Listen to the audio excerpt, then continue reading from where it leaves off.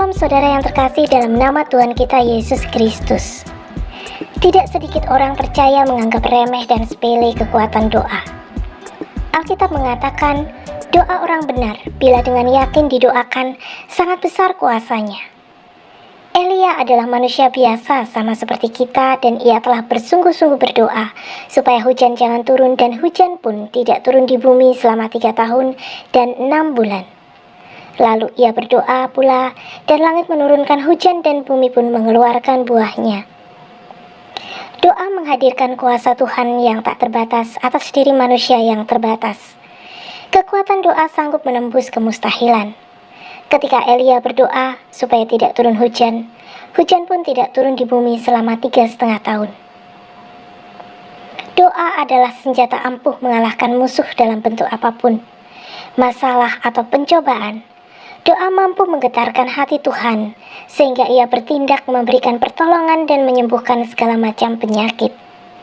Doa yang mendatangkan kuasa dan kekuatan adalah ketika kita berada pada posisi yang benar di hadapan Tuhan. Dosa harus dibereskan, karena dosa adalah penghalang utama doa sampai ke hadirat Tuhan. Dalam Yesaya 59 ayat 1-2, sesungguhnya, tangan Tuhan tidak kurang panjang untuk menyelamatkan dan pendengarannya tidak kurang tajam untuk mendengar, tetapi yang merupakan pemisah antara kamu dan Allahmu ialah segala kejahatanmu dan yang membuat dia menyembunyikan diri terhadap kamu sehingga ia tidak mendengar ialah segala dosamu. Dalam Amsal 15 ayat 29, Tuhan itu jauh daripada orang fasik, tetapi doa orang benar didengarnya. Silakan duduk. Shalom. Jam ini saya membahas tentang doa. Tentang apa saudara? Nah, mari kita buka Alkitab kita saat ini dalam kitab surat Yakobus pasal yang kelima. Yakobus pasal yang kelima ayat 17 sampai dengan 20. Yakobus 5 ayat 17 sampai dengan 20. Elia adalah manusia biasa sama seperti kita, dan ia telah bersungguh-sungguh berdoa supaya hujan jangan turun, dan hujan pun tidak turun di bumi selama 3 tahun dan 6 bulan. Lalu ia berdoa pula dan langit menurunkan hujan, dan bumi pun mengeluarkan buahnya. Saudara-saudaraku, jika ada di antara kamu yang menyimpang dari kebenaran, dan ada seorang yang membuat dia berbalik, ketahuilah bahwa barang siapa membuat orang berdosa berbalik dari jalannya yang sesat, ia akan menyelamatkan jiwa orang itu dari maut dan menutupi banyak dosa. Alkitab berkata bahwa Elia adalah manusia biasa, artinya dia juga lapar, dia juga haus, dia juga perlu yang namanya itu kebahagiaan. Tapi Alkitab berkata bahwa dia doa sungguh-sungguh dan Tuhan mendengar doanya, yaitu 3,5 tahun tidak ada hujan dan sampai dia berdoa untuk supaya hujan turun dan Tuhan mendengarkan doanya. Doa yang dijawab Tuhan adalah yang pertama, doa yang bukan untuk ambisi atau doa untuk keinginan kedagingan, tetapi doa untuk kemuliaan Tuhan. Amin. Amin. Nah, Elia berdoa sungguh-sungguh untuk kemuliaan Tuhan, supaya terjadi pertobatan atas Israel.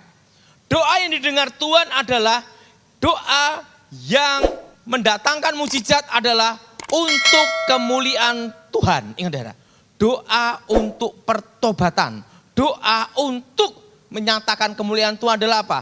Doa yang benar-benar bukan dari ambisi, keinginan, hawa, nafsu. Amin. Nah, saudara, contohnya gimana? Saya kebetulan saya punya ayah. Ayah saya itu saudara nakal, judi, setelah itu main perempuan, judi, main perempuan. Dia SD tidak lulus. Hidupnya hanya megang kartu. judi terus, hidupnya judi. Kalau miskin sama mama saya, kalau kaya sama perempuan lain. Dan mama saya, waktu dia bertobat, ingat saudara, mama saya itu menunggu papa saya bertobat tidak lama, cukup 20 tahun. Nah, pada waktu mama saya bertobat, dia berdoa sungguh-sungguh minta pada Tuhan. Ingat saudara, doa yang dijawab Tuhan adalah doa yang bukan untuk ambisi keinginan manusia, tetapi doa untuk kemuliaan Tuhan. Amin. Mama saya berdoa supaya papa saya bertobat dan melayani Tuhan. Semakin didoakan mama saya, bukannya papa saya bertobat, tambah kumat. Iblis menyerang kita dengan dua hal. Yang pertama adalah tekanan. Apa saudara? Dengan apa saudara? Dengan apa saudara? Tekanan. Dibikin stres, dibikin masalah, dibikin kecelakaan, dibikin problem, dibikin persoalan yang berat. Nah, ditekan dulu sampai stres. Setelah stres, stroke selesai. Makanya iblis itu menggoda pertama, yaitu dengan tekanan. Kalau tekanan tidak berhasil, dia gunakan yang kedua. Yaitu apa? Dengan godaan. Godaannya apa? Berkat. Saudara, banyak orang jatuh ke dalam dosa bukan pada waktu miskin. Justru banyak orang jatuh dalam dosa justru pada waktu diberkati. Waktu diberkati, lupa sama Tuhan. Lupa siapa yang memberkati. Ujian seorang laki-laki itu pada waktu kaya, nama terkenal. Kenapa? Karena ada kesempatan, mata kedip-kedip. Tetapi ingat saudara, godaan perempuan itu apa? Pada waktu miskin. Masih setia enggak sama suaminya? Betul? Nah, kalau laki-laki selingkuh, rata-rata pada waktu pegang uang, kaya, terkenal.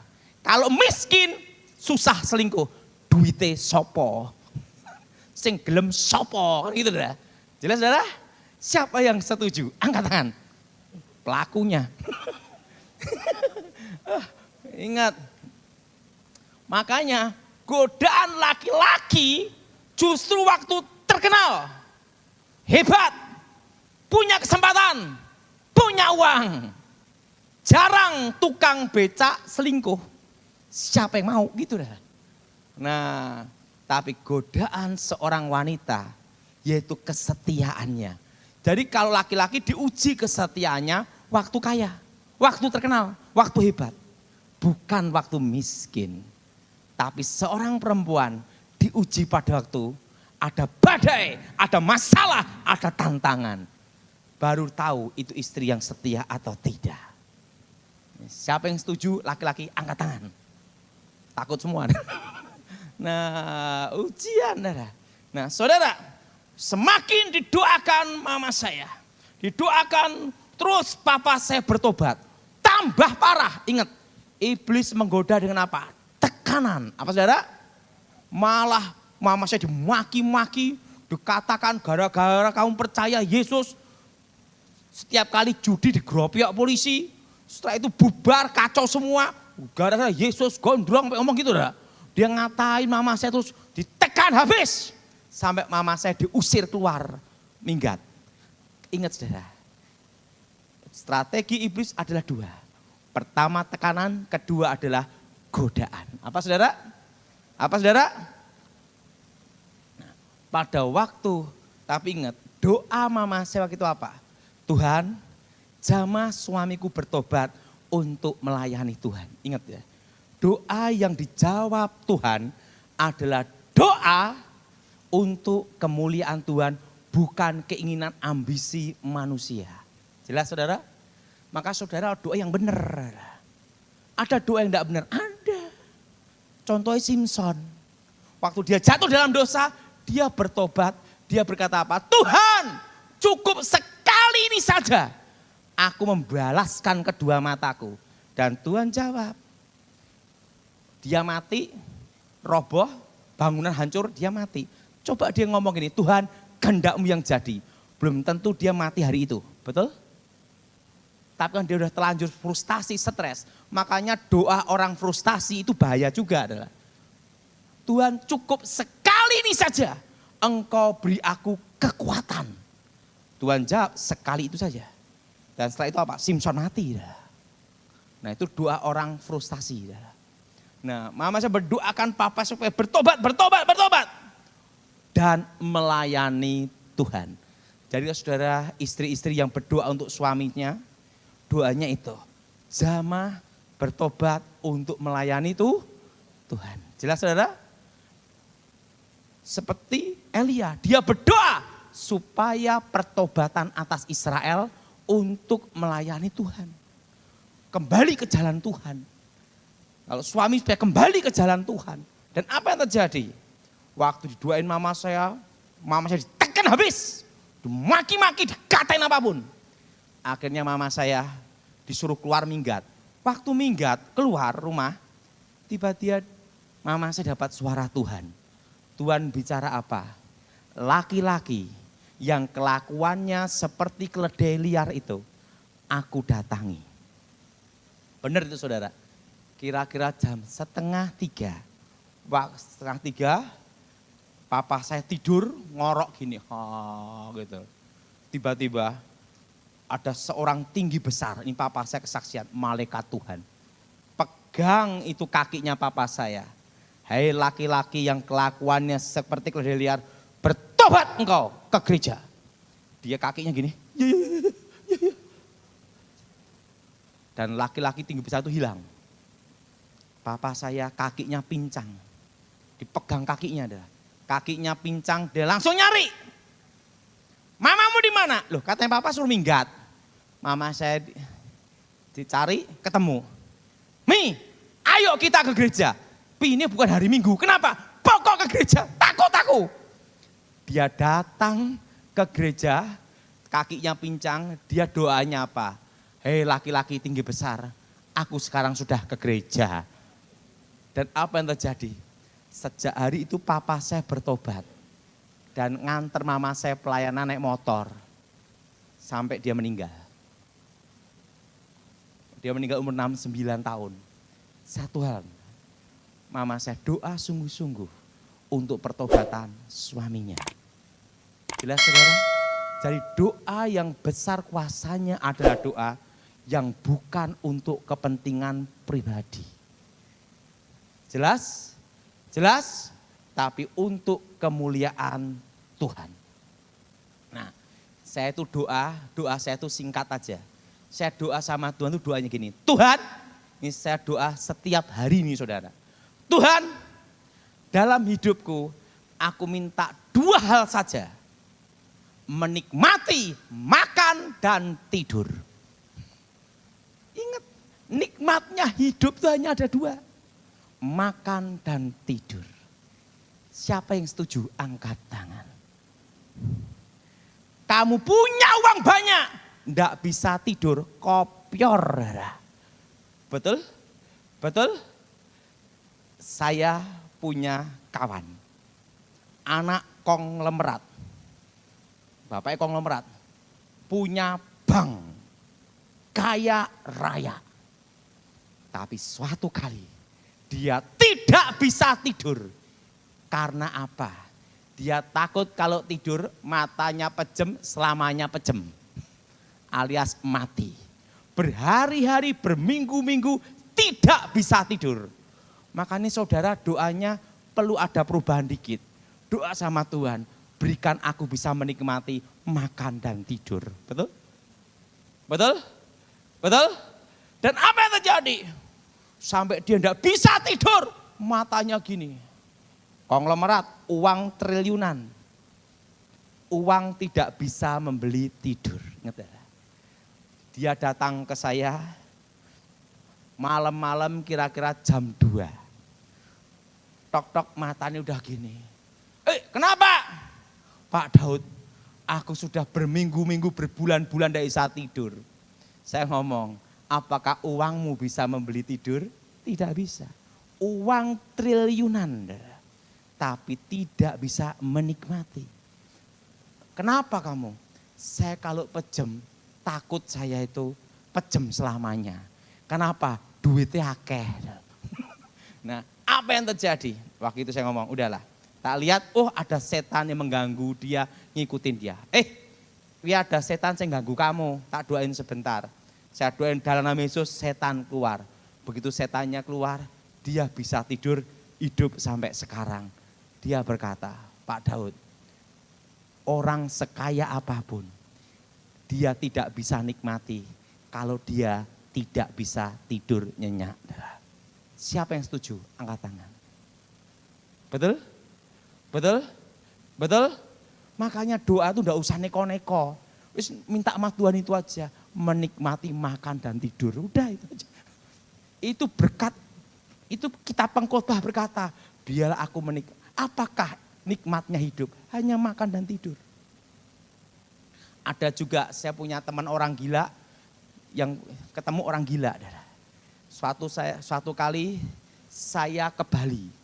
Waktu ke Bali sama teman saya. Ini kisah nyata.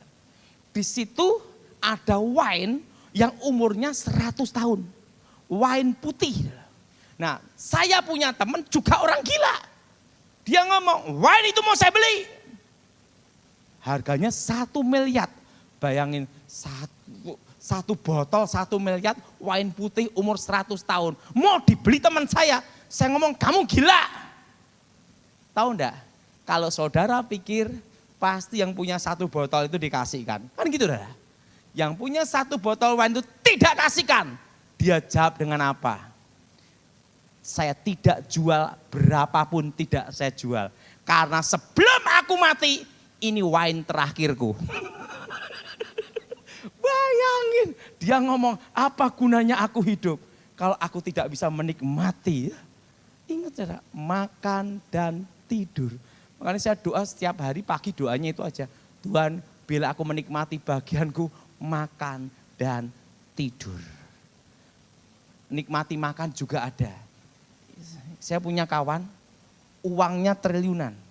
Dia punya kekayaannya 25 triliun. Ini triliunan, bukan miliar, triliun. Ini saya saksi hidup, saya ngelihat sendiri. Setiap hari dia telepon saya, ngomong sama saya. Pak Daud, dari dia itu ingin keluar negeri jalan-jalan. Dan dia ini ingin makan semuanya. Tapi dia tidak bisa makan semuanya. Karena dia ada sakit paru-paru dan dia pakai oksigen. Makannya terbatas. Saya lihat, apa gunanya uang triliunan tapi tidak bisa menikmati makan. Betul? Betul? Ini uang triliunan dan apa yang terjadi? Pada waktu mati, tahun lalu meninggal dia, teman saya ini. Tidak bisa nikmatin juga. Makanya doa itu tidak terlalu muluk-muluk aja. Doa, ikut saya semua, biarlah aku menikmati, apa saudara? Bagianku, makan dan apa? Tidur. Itu nikmatnya hidup, saudara. Selama engkau bisa merasakan, saya pernah doakan orang yang mati rasa lidahnya. Itu di Bandung. Dia ngomong gini, kalau ada yang bisa bikin lidah saya ngerasakan makanan, berapapun saya bayar. Karena apa? Setiap kali dia makan, tidak ada rasanya semua. Dan dia ngomong, apa gunanya aku kaya, tidak bisa merasakan makanan. Benar saudara? Makanya saudara, doa itu tidak perlu muluk-muluk, kayak sastrawan ngoceh mata-mana. Yang penting itu apa? Dengan hati kita untuk kemuliaan Tuhan.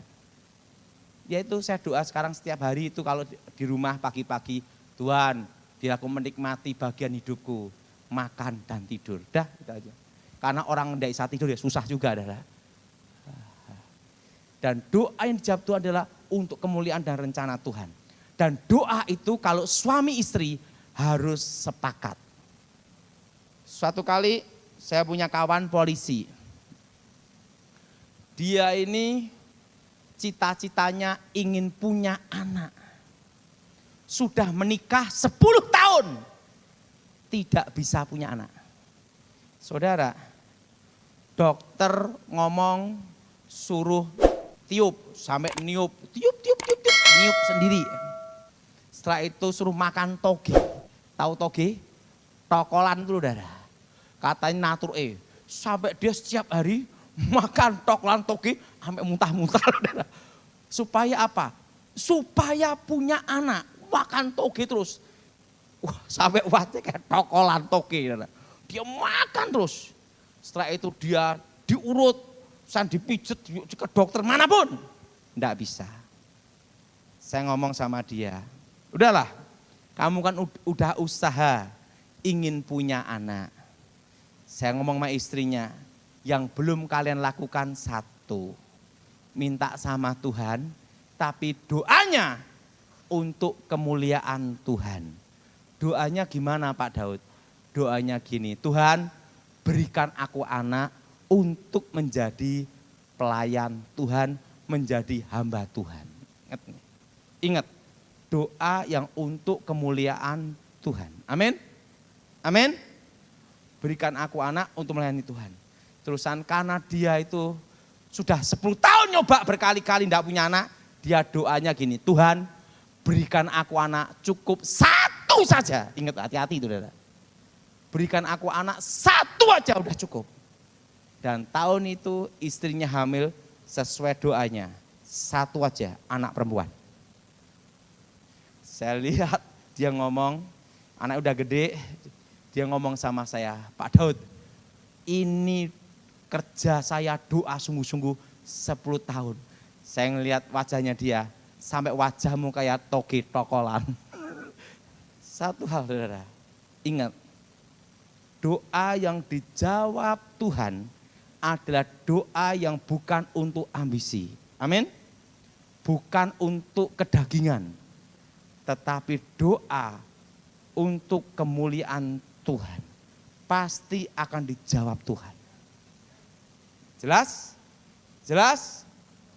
Jelas? Nah, saudara, saya percaya apapun sakit saudara, apapun masalah saudara, kalau engkau doa yang benar sungguh-sungguh untuk kemuliaan Tuhan, untuk pertobatan, untuk pemulihan, mujizat pasti terjadi. Jadi saudara, doa itu harus perlu yang benar. Saudara kalau doa untuk jodoh, jangan yang ganteng, jangan yang cantik. Tapi doanya apa? Tuhan berikan sesuai kehendak-Mu. Karena itu yang terbaik. Kenapa saya bisa ngomong demikian? Saya punya ibu angkat sama bapak angkat. Itu bapak angkat saya itu ganteng, tinggi, wow ganteng dalam. Nah dia tuh sukanya kan yang wanita cantik lah. Manusia normal minta wanita cantik, termasuk Michael. Betul Michael? Tidak mungkin Michael ingin milih yang gini. Kenapa? Bisa sariawan terus ya? Pastilah. Wah, istrinya Michael cantik. Nah, apa yang terjadi? Dia berdoa. Kadang Tuhan memberi kita tidak seperti selera kita. Ingat tidak? Tetapi itu yang terbaik. Nah, bapak angkat saya ini berdoa. Tuhan, aku ingin melayani Tuhan. Dia ingin membujang seumur hidup. Tapi Tuhan punya rencana lain. Tuhan tunjukkan, inilah jodohmu. Orangnya kurus, kering. Dia doa, ini bukan seleraku. Tidak sesuai keinginan. Kayak tiang listrik. Yang laki-laki berdoa. Waduh, kok modelnya kayak ngono? Nah, yang perempuan berdoa. Tuhan, jodohku siapa? Ditunjukkan, wah mujizat terjadi.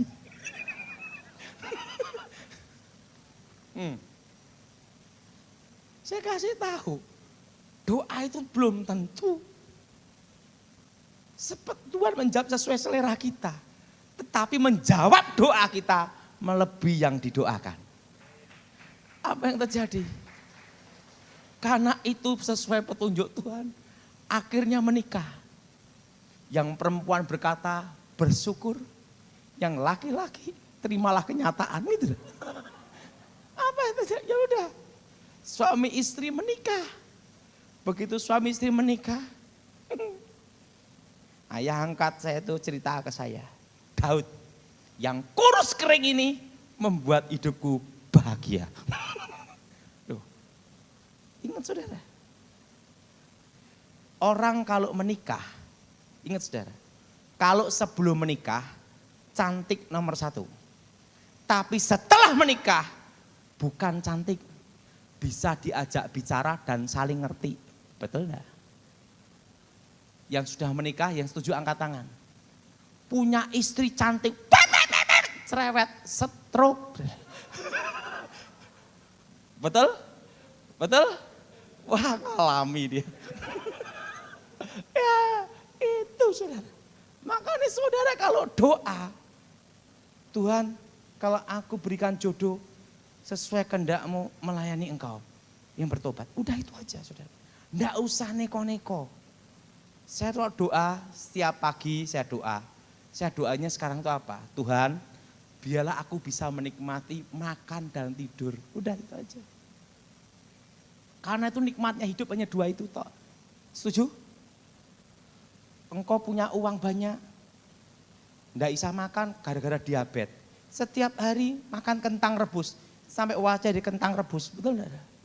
Nggak bisa nikmati hidup untuk apa? Betul? Betul? Saya mulai belajar hal itu. Makan dan tidur, itu aja udah. Nah saudara, ada lagi. Doa yang dijawab Tuhan untuk kemuliaan Tuhan. Ada seorang ibu, dia terkena namanya itu kanker rahim. Waktu dia kena kanker rahim, dokter vonis tidak bisa punya anak. Tidak bisa punya anak. Nah, penghalang doa itu bisa karena ada dosa yang berhubungan dengan kuasa gelap. Dengan apa saudara? Dengan apa saudara? Dengan kuasa apa? Dengan kuasa gelap. Apa yang terjadi? Suaminya terlibat kuasa gelap. Nah ibu ini saya layanin, saya doakan. Nah ibu ini ingin punya anak. Saya doain darah Yesus bebaskan, darah Yesus sembuhkan. Saya udah basah roh. Ibu gimana rasanya? Udah sembuh? Pak tambah sakit gitu lah. Yang doain langsung patah semangat. Tapi saya ngomong sama ibu ini, ibu doa, pegang yang sakit, ibu minta pengampunan dosa. Dan doa, tentu suaminya ketemu saya layani bertobat, jimatnya diserahkan, dimusnahkan.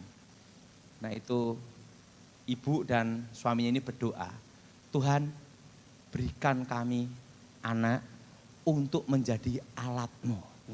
Gitu. Elia doanya didengar Tuhan karena dia berdoa untuk pertobatan Israel. Bukan untuk keinginannya dia. Apa yang terjadi? Waktu dia berdoa, Tuhan kalau berikan kami anak laki-laki. Dia ngomong gitu. Doa harus sepakat. Nanti perempuan, yang istrinya minta perempuan, yang laki minta laki. Nanti malaikat bingung jawabnya, betul? Kalau setengah kan kacau, jadi gini nih. Mau doa harus sepakat. Doa harus apa? Sepakat. Dia doa, Tuhan berkati. Wah, saya berkati. Anak laki dalam nama Yesus. Karena dia sudah punya anak perempuan, dia kena kanker rahim, tidak bisa punya anak. Padahal dia punya anak laki. Dia doa minta anak laki. Kami serahkan untuk melayani Tuhan. Suaminya bertobat, istrinya sungguh-sungguh berdoa. Tahun itu lahir anak laki-laki sesuai doanya. Tapi waktu dia doa, jadikan anakku ini alat kemuliaan Tuhan. Itu doa yang dijawab Tuhan. Dan Tuhan kalau menunjukkan sesuatu, itu yang terbaik. Sudah perhatiin. Tentang Elia. Kenapa Tuhan suruh dia ke sungai Kerit? Betul? Kenapa tidak di padang gurun? Tuhan suruh Elia ke sungai Kerit supaya ada kesibukan ngelihat air dan temennya burung gagak.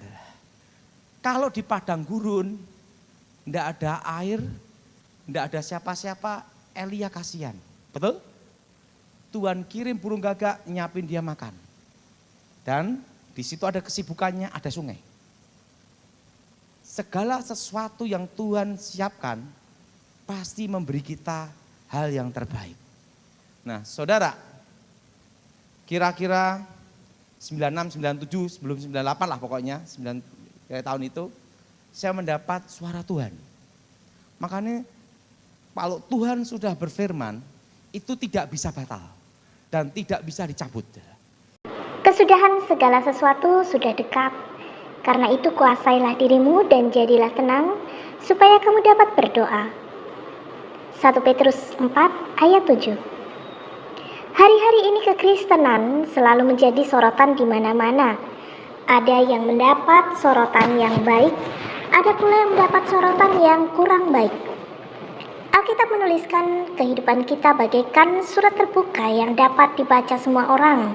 Karena itu tiap orang percaya sepatutnya selalu mengawasi kehidupannya agar tidak menjadi batu sandungan dan sebaliknya harus menjadi berkat.